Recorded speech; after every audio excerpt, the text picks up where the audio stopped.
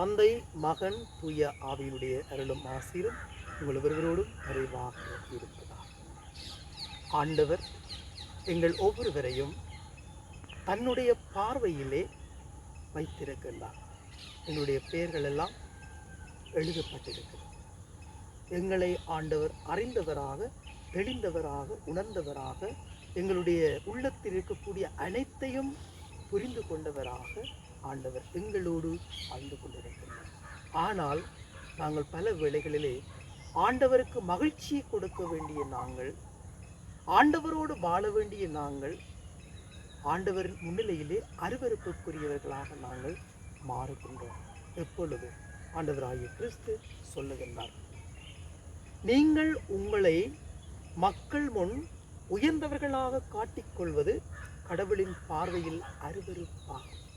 உயர்ந்தவர்களாக காட்டிக்கொள்வது. நான் ஒரு பொறுப்பில் இருந்தால், நான் ஒரு கடமையில் இருந்தால், நான் ஒரு தலைமைத்துவத்தில் இருந்தால் என்ன செய்கின்றேன்?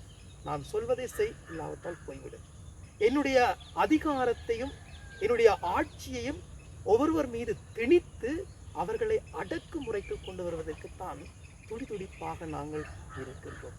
எங்களுடைய பணிகளாக இருந்தாலும், என்னுடைய பொறுப்புகளாக இருந்தாலும், என்னுடைய கடமைகளாக இருந்தாலும், என்னுடைய தலைமைத்துவ பொறுப்புகளாக இருந்தாலும், எதுவாக இருந்தாலும் அங்கே நாங்கள் தாழ்மையான உள்ளம் கொண்டவர்களாகவும், பணிவான உள்ளம் கொண்டவர்களாகவும், எல்லோரையும் நேசிப்பவர்களாகவும், எல்லோரையும் வழிநடத்தி செல்லக்கூடிய நல்ல உள்ளமாகவும் எங்களை நாங்கள் மாற்றிக்கொள்ள வேண்டும்.